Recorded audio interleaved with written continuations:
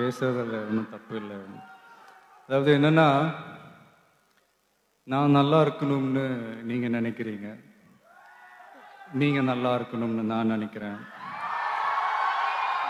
ஆனா நம்ம எல்லாருமே நல்லா இருக்கணும்னு நினைக்கிறவங்க நல்லா இல்லைங்க, விவசாயிங்க.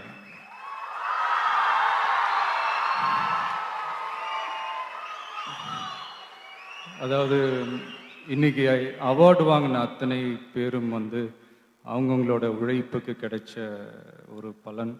ஆனால் எந்த பலனும் கிடைக்காம இன்னைக்கு போராடிட்டு இருக்கிற விவசாயிகளை நினச்சா கொஞ்சம் வலிக்குதுங்க. இந்த உணவு, உடை, இருப்பிடம்லாம் சொல்கிறோம், அதில் உணவுக்கு வேற முதலிடத்தை கொடுக்குறோம். ஆனால் அதை கொடுக்குற விவசாயிக்கு பசி ஈஸியாக தீந்துறதுனால தான் நாமளாம் அவங்கள பற்றி அதிகமாக நினைக்கிறது இல்லையா நம்ம தெரியல.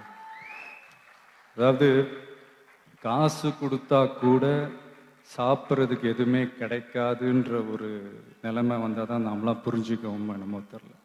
இது அவசியம்ன்றத விட அவசரமும் கூட. ஏன்னா ஆல்ரெடி நமக்கு ஆரோக்கியம் இல்லாத உணவு தான் கிடைச்சிக்கிட்டு இருக்கு. இப்போ கூட நம்ம முழிச்சிக்கலன்னு வைங்களேன், அடுத்த சந்ததிக்கு இது கூட கிடைக்காது.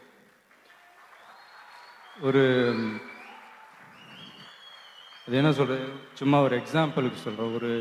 ஒரு கடையினுடைய ஒரு முதலாளி, எனி முதலாளி தான் உற்பத்தி பண்ணுற ஒரு பொருளை இன்னொரு கடையில் போய் வாங்க மாட்டான். ஃபார் எக்ஸாம்பிள் சொல்ல போனால், ஒரு நகை கடை ஓனர் இன்னொரு நகை கடையில் போய் நகை எடுக்க மாட்டார். ஒரு ஜவுளி கடை ஓனர் இன்னொரு ஜவுளி கடையில் போய் துணி எடுக்க மாட்டார். ஆனால் ஒரு விவசாயி மட்டும்தான் ரேஷன் கடை க்யூவில் நிற்கிறான். அதுவும் எதுக்குன்னா இலவச அரிசி. இது இந்த இந்தியா இந்த வல்லரசு ஆகணும், அதாகணும், இதாகணுன்றதெல்லாம் கூட அப்புறங்க. முதல்ல விவசாயிங்க நல்லா வாழ்கிற அரசாக மாறணும். அதான் ஏதோ தோணுச்சு பேசிட்டேன். ஏதாவது தப்பாக ஏதாவது